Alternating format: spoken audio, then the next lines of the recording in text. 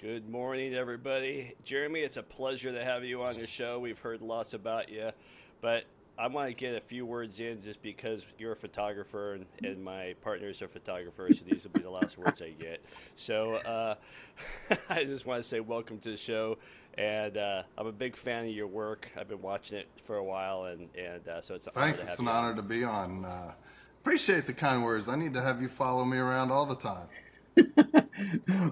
Well, those kind words are only just beginning because I am so extraordinarily impressed by your work that I almost want to give up photography because I can't imagine. So you have a website. It's the 21 series. And I mean, one of the difficulties of a photographer is, and I took a course in National Geographic, and they said, fall out of love with your photographs because you got to pick one out of hundreds. How in the world did you pick from thousands of photographs that you've taken over the years? It's funny because, as you said, that we do. We all fall in love with our work. I remember as a young photographer, one of my mentors. I was down in Australia photographing, and I came home with this just great photo, and I was so proud of it. And he looked at it and he goes, "Yeah, it's not good. It's okay, but it's not what you think it is." And your heart just breaks, right? It's Yeah, like, no, yeah, no, yeah, wait, yeah, you yeah. don't understand. I was out there in the pouring down rain. I waited 3 hours for this. He goes, the viewers don't see it. The viewers don't care. And that was a huge learning process in trying not to marry up with your photos. So 21 is an amazing example. When I got out of the military, I served 21, a little over 21 years, and a buddy of mine said, you should put something together that kind of shows what you did in the military. So we came up with the idea of 21, which is 21 photographs that represent 21 years of service. And there's Oh, actually 22 in there. Um, there's a very, very strong photo of my mom and dad reaching in to my grandmother as she's taken her last breath. oh, I saw that. Gives me chills. And for those listeners, you got to go to the website. You got to go to the website to really, really deeply appreciate how Jeremy has captured photos and a story and an image that some of them are they're breathtaking. I sat there and you just stare at them because they're just so extraordinary. Um, you mentioned that your photograph that well photography is about first experiencing something incredible and then communicating that experience to someone else, which is what you did with 21 and probably tons of other photographs. But when looking back on your career, you know what did you first realize, when did you first realize that you could do this? Like, how did it all start for you? Well, if I had to look back on my career right now, I miss it. I'd raise my hand and go do it all over again. Um, it just what a wonderful blessing to be able to document life and document history, document what's outside our front doors, and not only document that, but get to live the life of a tank driver, a homeless girl, an F-15 pilot, and the greatest honor was to put a face to the brave men and women who served our country. I think, I've been published in National Geographic and some other big name stuff, but nothing gave me better joy than a soldier, sailor, marine, or airman coming back and saying, "Hey, my mom saw my photo in hometown news, a hometown newspaper." So that right there, hands down, is what I love and what I enjoy. And the experiences are cool. So I got into it just by luck. I was working construction after college. Politely asked me to leave. I didn't do too well. So it wasn't the my A game. So I worked construction. A lot of the guys I was working with had to go back into jail on the weekends, and it just there was something better, something more out there calling my name. But I did love what that work in construction taught me was an honest day's work for an honest day's pay, and I truly cherish that. Got into the military. My dad was prior Air Force. He was officer, aeronautical engineer. My grandfather was a World War II vet, and so I thought I'd go in, do the Air Force thing, become an X-ray technician. It's a good trade. You're around lots of girls. You're in the hospital area. That's it. So that's not what my recruiter gave me. So I became an imagery processor. So the spy satellites, the spy planes. I was the guy developing, processing, and printing those, and in the dark rooms. And that was really cool because my work was being seen, by the president, on-scene battlefield commanders. You were at the tip of the spear making a difference. But photographers from all over the world would travel around and drop off their film, and I'm like, this guy was just in Africa. This guy was just in Vietnam. I was like, I want to do that. So I picked up a camera, had some great mentors, and fell in love with a photographer by the name of Mary Calvert, who works with the military and in our photography workshops. And she truly showed me not only the power of an image. If you think about it, 1/8,000th of a second can change the world. Not 10 seconds, 20 seconds of video. 1/8,000th of a second can change the world. And not only that, but she showed me how to be compassionate and fall in love with the people that you're photographing, showing it in an unbiased way. Okay, so war, remote wilderness, human expression, you seem to have gravitated this extreme, culture in photography. And is there a moment that you remember that was most impacting to you emotionally that said, this is what I'm here for? That's a good question. I think every time I pick up a camera, it doesn't matter if you're shooting Pet of the Week or an event, or being on scene, and in battle. It is I'm charged with telling a human story, showing what's going on. I'm charged with showing it in an unbiased way, and letting the viewers know what really happened in those situations. So, the war definitely sticks out to me because, I mean, it's the war. We're putting our brave men and women in danger to protect our freedom, which I think we take so much for granted, especially traveling to well over 80 countries and stuff. You see how America is and why it's the way it is, and the beauty and the people that are here. So I think, wartime situations, I've documented things like, state funerals to African Union summits where I'm working and photographing Gaddafi and other world leaders, earthquakes, tsunamis. But I don't think there's anything that really sticks out. And it's kind of weird because I think I just take it all in a stride and like, that's another day in the office, and how blessed am I? Is there that moment though? Because there's a difference between taking a photograph of an animal or a dog, something a domestic animal that anybody could shoot, and then yet you've been privileged to do things that some people couldn't even imagine happening. I mean, I know I get the impact that you get this emotional charge from it. Was there any one or two stories in particular that just you have almost an out of body experience with? Yeah, one that pops into mind that I kind of really and it's a little story because it's kind of a pivotal road in my photography, and the one that sticks to mind, and I haven't released it yet. It's an old story, but I'm gonna go ahead and release it on my website pretty soon. But I was over in Ghana, Africa, and I was covering kids with severe scoliosis.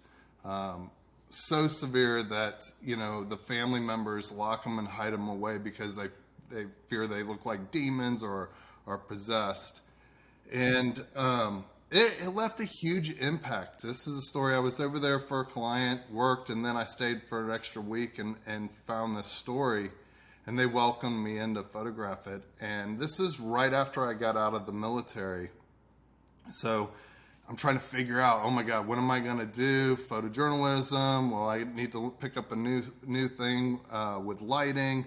So I started playing around with lighting. And as I was documenting these kids come from all over Africa and all over the world. They're brought in by themselves. You're talking kids that range in the area of 5 to 16. They're thrown in there by themselves. No parents, no family, and then they got to go through this life-altering surgery that's so graphic that, they're breaking bones, they're chiseling, the bodies are popping up and down off the table, but yet it transforms them into this just beautiful human being, right? That the confidence comes back, and just an amazing. The organization is called Focus, over in Ghana, Africa, and the way so I'm working with these kids, and they're just amazing, shooting the big time kind of photojournalism story, documenting their life, and I'm looking at these kids and I'm going, man, they're just beautiful, even down to their deformities, their backs. There's just this beauty of human beings, and their soul, and then to watch them. A 6-year-old say goodbye to his 8-year-old friend crying as he goes into the surgery room. But I looked at these individuals and I said, you know what, I can do something more. I have to capture who they are, their soul, who they are. I just picked up some lighting, was learning lighting, and while I was over there, I went to a market, grabbed a tarp, a blanket, a sheet, hung that up, and then rented some lighting equipment over there, and I did portraiture for my first time on the road, lit portraiture, and that is up and on my site, and the beauty of this and the way I did it was just popping. The main light is on their face, capturing who they are, right? And then there's that subtle light that comes in and shows their deformity and how bad it is, and it was a life kind of changing thing for me to say, hey, wow, I can combine the two loves of photography to bring a bigger and more impactful story. Wow. That could really elicit some emotion. Do you ever find yourself with a tearful eye behind the camera and holding the camera? I mean, it could really move you. I think, to be honest, I feel like that camera is a barrier, especially in war, and I just feel like it's a barrier, and I haven't become that emotional. I'll sit there and go, wow, I'm witnessing this. Nobody's ever witnessed this, or wow. The hardest was my grandmother, just streaming, crying while I'm holding the camera. That was the toughest. But again, I look back and so blessed that my parents asked me to be there and do that, because there's an angelic moment to my grandmother, and it kind of shows the family dynamics. I grew up in a Brady Bunch family, serious, lots of love, and just seeing my mom and dad's hands going in there saying, you've lived a good life, you can go, it's your time, was I mean, you can hear my voice cracking right now. It's very impactful to me. I can imagine. So okay. So I'm going to shift from all that emotional, that tearful stuff, because, and I want to shift it to the war, and because you have so many things going on at once. I mean, what are you feeling during some of the most aggressive, you know, moments that you want to capture, but yet you also have to be aware of your surroundings? It's yeah. You know, as a young military person, young airman in the Air Force, I would look at all the other services and go, man, they treat their guys like crap. And like, man, the Air Force, you know, we get mints on our pillow every night, and I mean, we're living a good life. And I'm like, man, they treat these guys really bad. It all comes full circle though when you're in the war. You see why you have to every month you have to do a first aid, you know, seminar, or this seminar, or that, like the training. You're like, oh, I just did that. Why do I have to keep doing?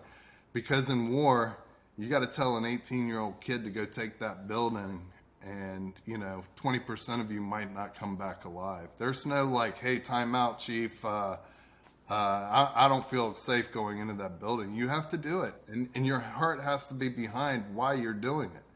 And it's for the love of our country. But with that being said, though, it's a big. I forgot where I was going with that. Yeah. But Aggressive. Yeah, go it ahead. Go is. ahead. Can you Was there remember the question again? was there a well, you know, I was really shifting you from the more subtle, you know, tearful things like grandma and the kids with getting surgery, because you started choking me up on that one. So I'm shifting you into into more militaristic war experiences, you know, having to be aware of your surroundings, but at the Oh same yeah, time there's you go into yeah, this yeah, zone shooting photography. yeah. So as you're going out on these missions, not only, I mean, you have to build trust, right? Here comes, you know, Gomer Pyle Air Force looking guy coming into the Marines and going, hey, I want to go out with you guys to see what's going on. And it doesn't go well all the time. You have to prove yourself. So with all that training, your mind just kicks in. So in those crazy situations, you know, it's a firefight, car bombs, whatever. Your mind kicks in, and that training kicks in, which is beautiful. But now, not only am I a photographer, but now I can do first aid. Now I can be number 2 man in the stack going in. I can be a vehicle driver. So you learn to become an asset with the team. And I've had many a times where, you know, I go from Air Force Gomer Pyle to they're knocking on my door going, hey, you got to come out with us tomorrow. You got to see what we found. So it's important. It's important to become that part of the team. Is there a particular mission that you will never ever forget that kind of shaped your thoughts and feelings? Any a particular military mission? There's there's there's so many, and it's funny how I look back on certain missions and remember, like the firefights. I used to be a heavy smoker back then, and I remember, you know, one of our guys got shot, and I had to get over to him. So I look up at the gunner and go, hey, cover me. And I just remember after these, I just remember how fast I would run. And it's a blip to the first time I was ever shot at. I'm hearing zip, zip, zip, and bullets smack in the back of the tree. And I remember ducking down, looking at my gunner, and my gunner just starts firing back. And I was like, oh wow, we're here. I'm doing this. And then going, oh crap, I need to photograph it. And it was over. So, I mean, to hunting for Bin Laden up in the Tora Bora Mountains, having to dig up grave sites because we thought we had them. But the one thing I remember there was I had the best damn chicken in the world. The chicken there. We had some special forces guys procure some chickens and cook it up. It was so good. I was crunching the bones. It No. was. That's. I mean, it's funny how my mind. And maybe that's a mechanism to not Cope. truly put me in there. Yeah, and cope. Yeah. But I see other things. the scariest time I've ever had in war was feeding Uday's lions, and I was 2 feet away from the cage, and it roared at me, and I peed my pants and fell back screaming like a girl. And, it's just these little things that That's awesome. Yeah. oh wow, that's what I really remember. Wow, that's funny. I was waiting to hear some of those quirky things that you would end up remembering out of nowhere. Thanks for sharing that. That's Yeah. wild. You know, Jeremy, I just got this image in my head that's been going by around for the last minute. I can't, because Spencer and I are from the age Yeah. of, and you mentioned Gomer Pyle. I just got this image of you running out there and starting to It's sing. not too far off. I'm telling you, when I walk up, it's funny because a lot of our combat camera guys, they're the guys walking around with guns and they're kind of geared up. My job as a combat photographer is not to fight. My job is to document what our brave men and women are doing. Now, that being said, we are armed, and if it needs to be, we're there to fight. But for me to carry what I call a long gun, an M4 or whatever, it takes away from me doing my job. So there'll be a weapon laying on the ground if need be, and there has been. Thank God I've never had to fire back. But again, my job is to document what they're doing, and you're right. I do look like Gomer Pyle coming out there, hat tilted, pistol, walking around. Hey guys, what are you guys doing today? But I think it's anything in life, right? Like don't judge a book by its cover. Get to know someone, have a conversation, give them a task, put me in, coach, and let me either hang myself or succeed. Right, right. You know, speaking of that, you and I had, even though it was a technical conversation, via text, we had a conversation the other day, and you mentioned the term that you refer to as the next ridge. And can you elaborate on this thought process, especially when it comes to the psychology behind the PTSD that these soldiers are going through? Because they have to, like you just said, they have to kind of go into the zone and not deal with it, but then they're dealing with the layer. So you have this kind of thought process. Can you by no means am I a expert. I can just go through my experiences, and I feel I'm blessed that I don't have PTSD. At least I don't think so. You go to war, you're going to come back different. Hands down. And war is almost simpler. You wake up, you eat, you go do your patrols, you deal with a situation. If it arises, you come back, you eat, sleep. You don't have the pressures of everyday life. What's social media saying about me? I got to pay my electric bill. My kids, how are they doing? So there is a simplicity to it. But the ridge, looking for that next ridge, I cannot coin that. That's something that was taught to me from one of my podcast and one of my guests, and it is, and the more he said, the more I start looking for it. And as veterans, we get out, and that was the toughest. I went from being this amazing 7-time military photographer to now I'm just a guy with a camera, trying to get back in and change the world with my photography.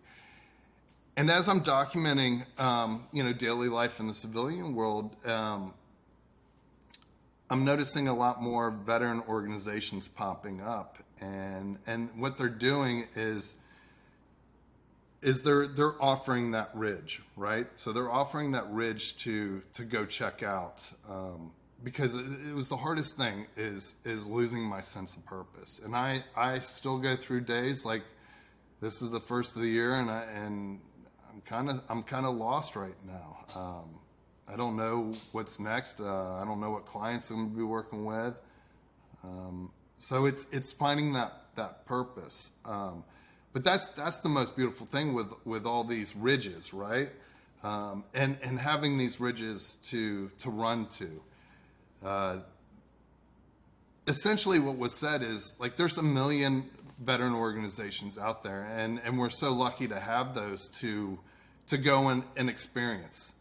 Not all of them are going to be your fit, right? So there will be some time down the road when you're ready, one will click with you, and then you start beginning the healing process. And it might just be an organization that just puts two veterans down to talk. You might connect. There's some way of connecting and finding your purpose and with that organization being the ridge. Yeah, Yeah.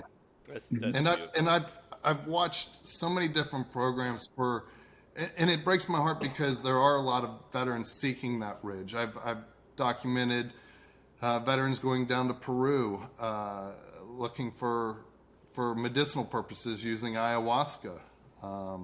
Yeah. To fly fishing trips or hiking and climbing Kilimanjaro as a group. So there's a bunch of different avenues, and we're very lucky to have those here and people that believe in veterans and us to offer these. Jeremy, it's you mentioned something about military and how everything is set up for you in a manner that you're regimented, and then when you get out of the military, it's what is often called the real world, and now you are your own boss for the most part. But you're not alone, because Terry and I, we work with a lot of professional athletes, and they're used to having coaches, and when they leave the game, when they're done and retired, a lot of them fail because they're used to having a regiment. You get up in the morning, you train, have breakfast at a certain time. If you're late, you get fined thousands of dollars. That kind of thing. So it's interesting, the parallel that you shared. I hadn't thought about it and applied it in that perspective, but that's I never some thought of. about that either, but you're 100% right. Yeah, And left to our own demise, we're our own worst person, yeah, really. yeah, yeah. Crazy. Do you find sometimes, you say you're looking for your purpose, but sometimes that purpose can be a very small thing that sometimes if we're really busy, we gloss right over it. You mentioned you have a term that I've seen you use a couple times called inner grit, and I ran across a photo you took of a cancer survivor named Jill, and in that picture, you really captivated everything about her. What have you learned through your lens that you may not have missed through your eyes? Brings a smile to my face because what have I learned through my lens is we all bleed red. We're all beautiful human beings. Um, we all go through ups and downs, but it takes all of us to make this world go round. And I feel through my training, through my mentors, and through my life experiences, I look for those little inner grit in people. I'm the one sitting there going, this little piece of information helps tell the bigger story, and let's bring that to light.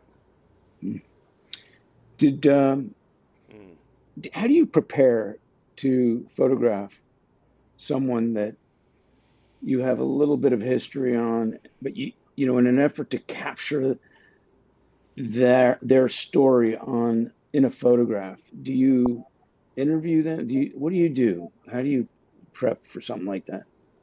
Um, I've done. I'll just throw NASCAR out there. I did a stint on NASCAR, and I picked up NASCAR, and this can apply to any of the stories. I picked up NASCAR because I knew nothing about NASCAR, and I'm like, what's this all about? Being inquisitive, right? As a human, I'm very super inquisitive. And so I'm like, wonder what that life would be. So I kind of immerse myself into that, and try to become, with whatever story I do, whether it's, say Jill, the cancer survivor, just becoming that fly on the wall and letting life go by through, in front of my lens. I'm not there to dictate what they do. I also did another cancer story called Carrie's War, and again, that was a 2-year project of knowing when to show up when things were happening in life. So I guess that, and then you learn as you go with these individuals. So whether it be NASCAR, diving into the culture, becoming that fly in the wall, or Carrie's War, watching this single mother go through breast cancer. So again, I want to say that this is one of my strongest suits, but I think just becoming that fly on the wall, knowing when to shut up, knowing when to interject is probably one of my stronger suits. That's great. The Not too long ago, I saw an expose on a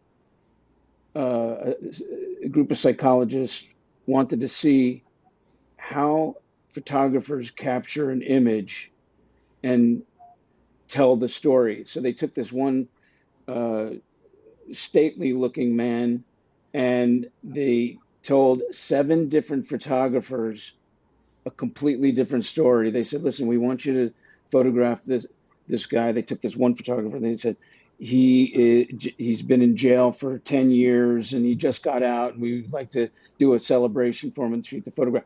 Then the next photographer, they said, he's a billionaire. He wants to get these photographs done. And then they went down the line of all these different characters that they told each photographer, separately. And the photos told the story that appeared precisely the way. Like if he looked like a billionaire, they made him look like a billionaire, and no change of clothes, nothing like that. Just the background, the expressions, the angles, and everything. I thought it was fascinating. That's part of the reason why I asked you that. And now I want you to share with the listening audience about your project, that Nascent, NASCENT, and why every human you feel should do this. That's pretty good. I've never been asked that question. I'm like, Nathan, what is that? Oh yeah. God, that was a long time ago. I, you're absolutely right. We all, as photographers, we do, and what you're talking about is doing an environmental portrait, coming in and trying to capture that person's essence in one take. And if that's all you're given, that's fine. Me personally, I'd sit down and have a conversation and try to get to know the person. But if that's how you what you're told, I totally see it. So Nascent was it was one of my first charity jobs in Dallas, Texas, where the charity was, and I forget the charity, but what was happening is 2 artists were put together to come up with a piece of artwork. And so I was put together with an architect, a really cool architect, and we came up with this whole kind of spiel of how this kid, like, again, it represents all of us, right? When you're a kid, you're an explorer and you're out looking for things. And so it was kind of this kid exploring the world in this little spacesuit and comes across a viewfinder that he's looking at past images and just him exploring this beautiful world that we live in this kind of post-apocalyptic kind of world. Wow, you brought me back there.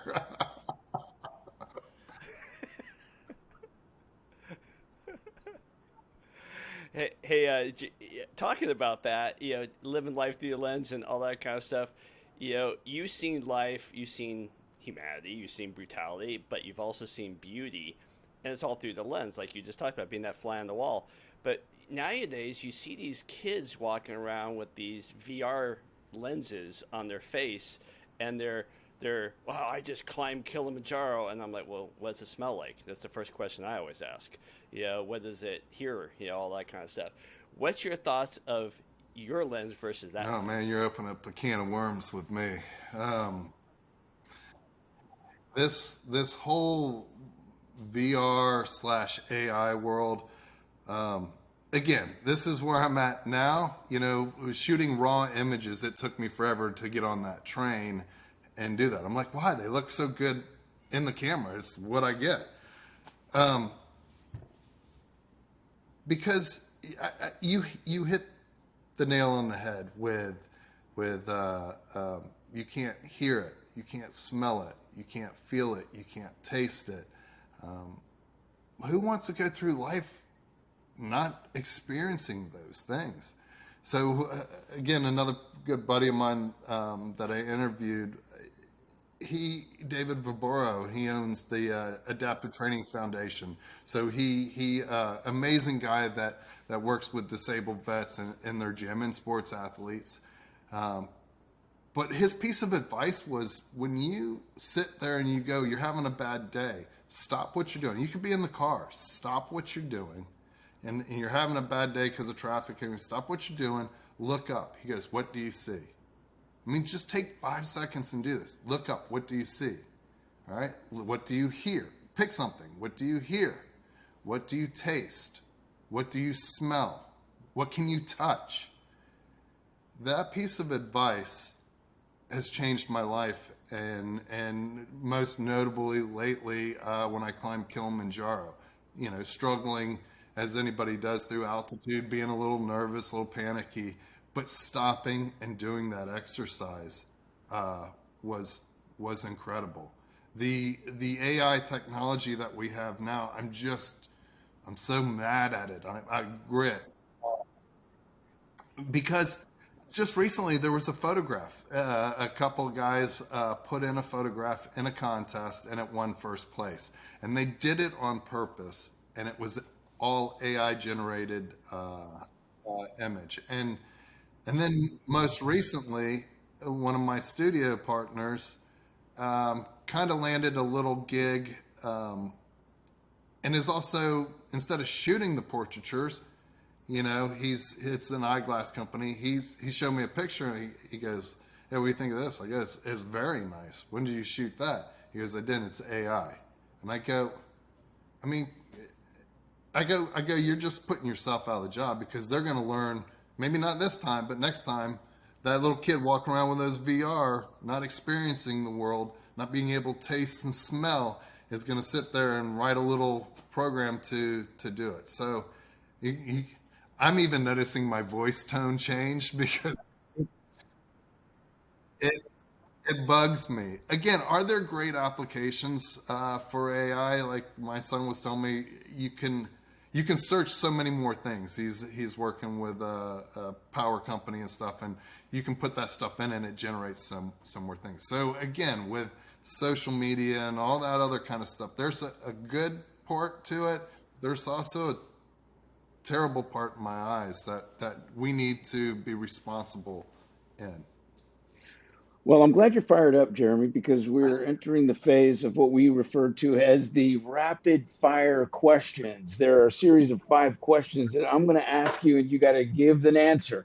You can't plead the fifth. You have to answer. And I guarantee you, some of them are going to hit a nerve with you, but it'll be fun. I promise. Are you ready? I'm ready. Too easy. All right. Dr. Terry and I understand that you're a very giving person, except when it comes to one thing: blueberry pies. Explain that one. Who you guys been talking to? Ah. I know exactly who you've been talking to. Great. I'm imported Texan. My wife was born and raised here, and I come from what I call Ohio in the East Coast, and I love me some blueberry pie. And these Texans won't make me a blueberry pie. Her mom won't. She won't. I'm just like, make a pie and throw some blueberries. I don't care. She refuses. So That's nine-time UFC champ and friend Matt Hughes and Garrett come over, and all of a sudden she made a pie for them, or what I thought was a pie for Matt Hughes, and my mouth dropped. I couldn't believe it. I was so mad. And to this day, they're still rubbing it in. Yeah. Oh my Great God. transition there. Great transition from getting me mad on AI to even madder with blueberry pie. Well, this next question, you're going to have to think carefully. It's a simple one-word answer almost, but it could get you in a heap of trouble. But right now, since you're so fired up, what is more dramatic to you, hanging out with a bunch of grunts in the desert or being on the arm of a beautiful housewife of Dallas? What's more difficult? What's more dramatic? What's Oh, more my wife. dramatic to you? Sure. I joke with her, but I'm kind of serious. Like, I would much rather go to war than fight with you any day. Or, yeah, it's so dramatic. Yeah. That's awesome. I, Oh my I God, I kind of just broke it. I kind of married up a little bit and got me into a huge heap of shit. But I wouldn't change anything from it. I love her, and she's the best thing that's ever happened. Oh my God, I'm so, Jeremy, we've all done that. I married up. He's dating God, up. yeah. We're all there. Oh my gosh, that is great. Great answer. All right, personal favorite question. What is your favorite camera and why? Um, anything that takes a picture that That's that a I good can answer. push Right? that I can push a button on. That's a good Honestly, answer. I was issued Nikons, so that's what I grew up with, and that's what I continue to shoot with. I love Oh them. man, yay! The D850 is by far their greatest workhorse that I've ever He's used. speaking my language. I love Yeah, it. but Oh, that's great. I mean, the best camera you have is the camera that you have with you.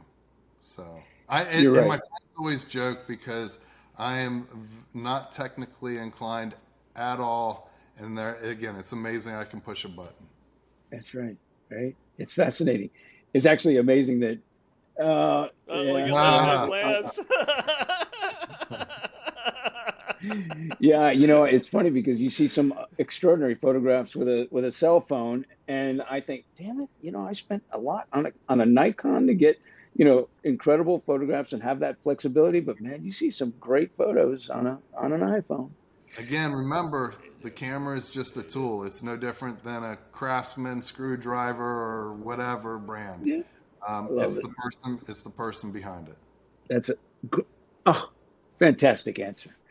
All right, question number 4. Tell us about the contest you were asked to judge. Huh. Yeah, you're getting pretty good. I'm like wondering. Uh, good, good job. Good research. The contest I just judged was National Press Photographers Association, and it's a big photojournalism competition. Now, I wasn't the front-running judges. I was part of a team that went through, the hundreds and hundreds of entries to to go into the contest. So a group of us judges, pre-judges, kind of judge it and figure out which ones go. Your cream of crop's always going to go. Your bottom's always going to stay out. And because there's so many entries, the main judges don't need to see if we all agree that the ones that don't rise don't rise. So extreme honor too. I've placed and won in that contest here and there over the years. But man, what a spitball of emotions getting me back to like, what's my purpose? What's my calling? I need to be covering that kind of stuff that I judged and witnessed. That's where my true heart and passion lies. That's great. All right, here's a fun one.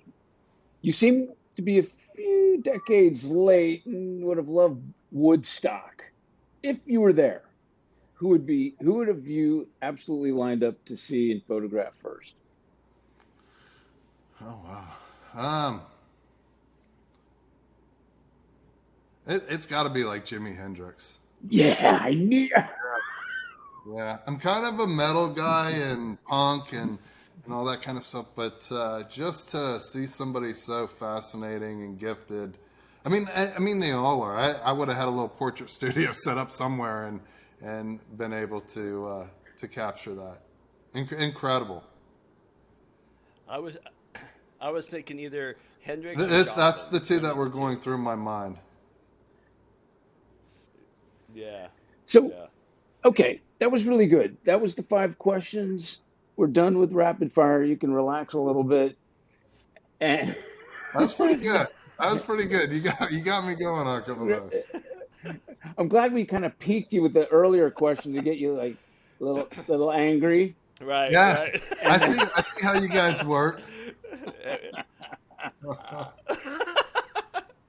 I can't wait to taste your come over. You know, when I'm coming there for to carry the load, and I can't wait to come and taste your wife's blueberry pie. yeah, I'm just right, now I'm right. all fired up. Well, the only good thing is now I can force her. I was like, hey, the guys are expecting you to make one, so you need to make one.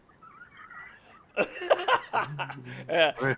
I'll Yeah, wait till so that don't hold your happens because breath. I can't force my wife's shit. Yeah. Right. All right, a little more relaxed of a question. You've been quoted as saying, "What is mind blowing to others is normal for you." In this inner thought that you have, is this one? Is this an inner thought that you've had since childhood, or was it developed on the battlefield and then perfected at Burning Man? Uh, yeah, yeah. I I think the more I pick up a camera, um, the more situations that I kind of put myself in, my mind does not stop getting blown. I mean, it is just, again, human nature. Like, you want to see some cool mind blowing stuff? Tell Marines that they have a little bit of downtime out in the desert. And the next thing you know, like, they get into crazy things. They're breakdancing in the desert. They're just mind blowing stuff that you see all the time. They start to appear normal. I'm like, oh yeah, I've seen that, been there, done that. But you got to stop yourself from that because each experience is a different experience and a beautiful experience. What you're talking about with Burning Man was, do we need him back on the video, Terry, or am I good? Okay. Okay. So when we're talking about Burning Man, that was, God, for those of you who don't know Burning Man, it's just this radical, beautiful festival that's held in Black Rock City Desert in Nevada, and 50,000 plus people descend upon the desert, build this city up, and you barter and trade. Nothing can be bought there except ice and coffee. And it's just this community of love that thrives in music, that thrives off of each other. And it was just an incredible experience. In 2013 was the first time I went. I'm like, oh, I'm this war photographer, beautiful photojournalist. I'm going to go there and document this whole beautiful experience in a photojournalistically kind of way. And get there, and photography's a little sketchy there. Sometimes you need to have permission. It's a very friendly place, but again, with permission and stuff. It's not like you're just taking photos out on the street and don't need permission. But I remember sitting there, like, I'm still in the military, so I have to watch when I eat and drink because there's all kinds of psychedelics and all that kind of stuff. But I remember going to center camp. And when I went to center camp, I'm sitting there and I'm photographing this dance circle that's going on. And there was just this huge, big, hairy guy just sweating all over the place. And they were dancing, they were rolling off of each other. So this other guy was kind of rolling off of him, sweat. It's like totally those movies where you see the person getting hit in the face and sweat. I mean, I was just watching this and I was photographing it. And I literally remember sitting there and just setting my camera down, going, "What am I doing here? I don't belong here. This isn't me. This isn't my cup of tea." I packed up my camera, got on my bicycle, and rode to my camp. And as I'm riding there, I'm looking at people going by that I'm passing. I'm like, these are beautiful people. Didn't matter how skinny you were, how fat you were, what color you were, if you're missing legs or, have dreadlocks. It did not matter. Everyone is beautiful there. Everyone. So I got back to the camp and go, this is what Burning Man is all about. It's these people and the beauty here. So I took down a shower curtain, threw some dirt on it, brought a chair in, and started asking people to come in, and I'll do a portrait of you. That's my gift, so I give them all their portraits back. And all I say is express yourself in your Burning Man fashion. And what took place in front of the lens was absolutely incredible, mind blowing. And after that first time, and I've been back 3 more times, so I did a 4-year project doing the same thing, only getting stronger and stronger and better and better. What I learned is from that day on, here I am, this military combat photographer, I also learned that I'm an artist. If you would have asked me before that, no, I'm artist, no, they're foo-foo-y, and it wasn't me. I'm that big bad, photojournalism. But it changed my perspective. It changed my outlook, and it was really my epiphany in photography that, it's okay to have that artist in you, which has then transpired through COVID times when I'm supposed to be going over to India and document stories and stuff too, where we couldn't travel, and my buddy and I are out camping, and now we're I call combat flower. We're out taking pictures of flowers and landscapes and animals just to keep the juices flowing. And I can't believe that just came out of my mouth, but it is. There's a healing soul part that helps heal my soul with that. So Jeremy, there's a phenomenon in psychology called imposter's syndrome. I don't know if you've ever heard of it, but it's that you sometimes have an inner reality check that you're not as good as other people think you are, and it goes on and on. You even went to say at one point that you were a shitty artist. What made you come to that conclusion, and how did it change? It's funny when you just said that. Yeah, I still think we all struggle, right? We all struggle right now. I have a lot going on in my life right now, and again, I look at my work literally this week, and I go, I'm not good enough. I'm not good enough. I need to do better, and I think there's a great. I think if you're not doing that, you're not getting better. I'm not complacent. I don't want to be complacent. I want to grow. And I want to grow as a storyteller. Now there's different avenues. There's podcasting, which you guys are doing. There's photography. There's different types of photography in there that I'm starting to see myself become this artist. And I struggle. I struggle because I'm not good enough. There's somebody always better out there doing. That's the beauty with photography too, and storytelling. Because if I'm a mechanic on a flight line, my job is to get that screw in that jet. You can only tighten it down so much, right? Once it's tight, it's tight. With photography and storytelling, it's ever evolving, ever changing. It's beautiful. It's frustrating, but it's so beautiful too. Well, Jeremy, I think we all experience those things. I completely connect with you on the photography thing. And if you want to, first of all, you kick ass with photography. And I think whatever will compel you as part of human behavior is to understand that we do make progress along the way. Without progress, then we think we suck. But I mean, you're always making progress. You're always fine tuning. You're always creating something different and looking at things and not being complacent. And that's what makes you the artist that you are. So kudos to you. I do have to ask something, and you mentioned this podcast, and you have, before we go, we have to talk about your podcast for a second. You have a podcast entitled The Last Letter, and for all you guys listening, you need to tune into this podcast because there's a couple episodes I listened to that brought me to tears. And so you're doing an amazing job. And in fact, I was telling, since you mentioned him up, I was telling Garrett, I go, half of me wants Jeremy on our podcast. The other half of me, I'm terrified because I don't want to come up with the last letter. And so, um, where did this concept of last letter come from?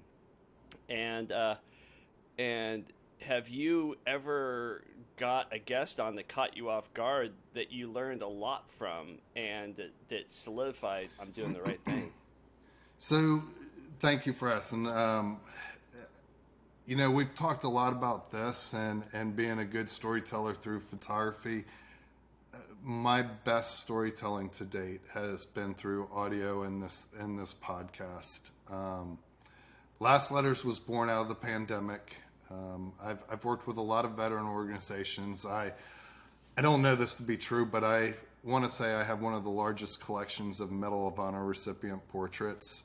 And, when you start doing this portraiture photography, you get 15 minutes maybe at the max with them, sometimes, less. And I'm photographing some of my heroes. I've photographed Buzz Aldrin. I've photographed Gaddafi. I've photographed, Navy SEALs, astronauts.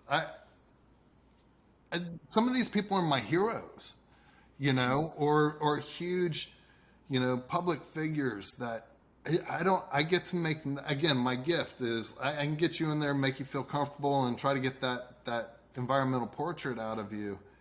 But God, can I sit down and learn something from you? Can I ask my hero a question?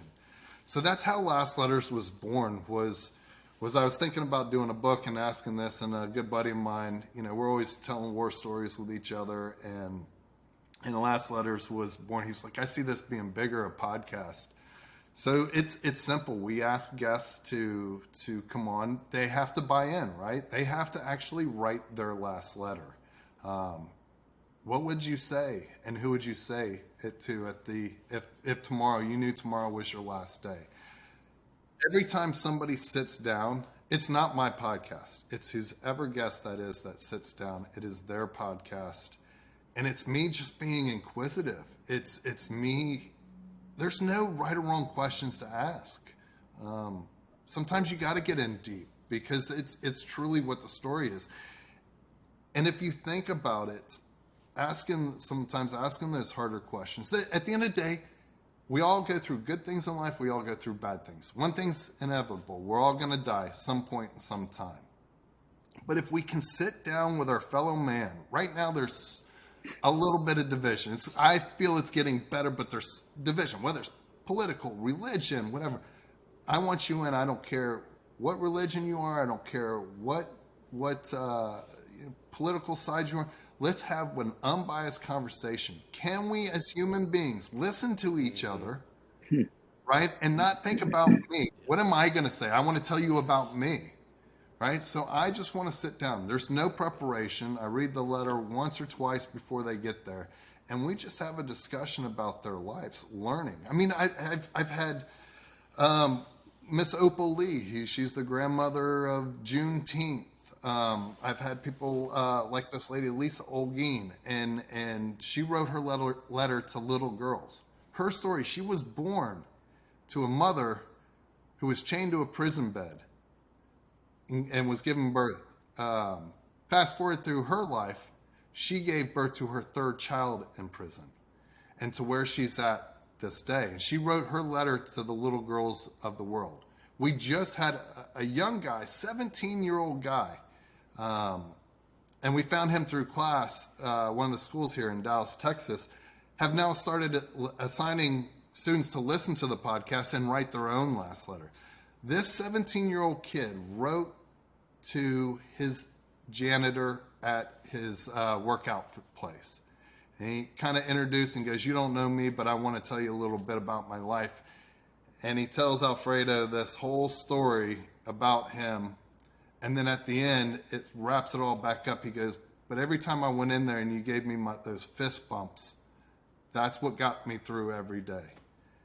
And it's just incredible stories that we're living. God, I had a guy named Sean Cribben who was literally seconds away from being killed by one of Canada's most notorious serial killers.